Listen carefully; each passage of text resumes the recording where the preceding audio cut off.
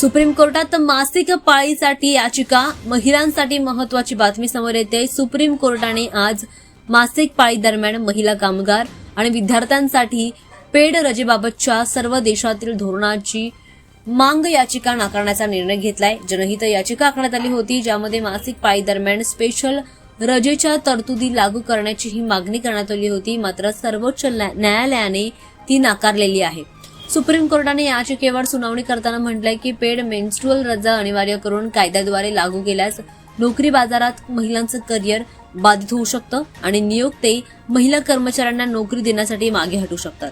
कोर्टाने असंही मत व्यक्त केलंय की अशा नियमामुळे लैंगिक पूर्वग्रह उद्भवण्याची शक्यता वाढणार आहे, कारण काही नियोक्ते मासिक पाळी दरम्यान बायोलॉजिकल गरजा असलेल्या महिलांना नकारात्मक दृष्टीने पाहू शकतात।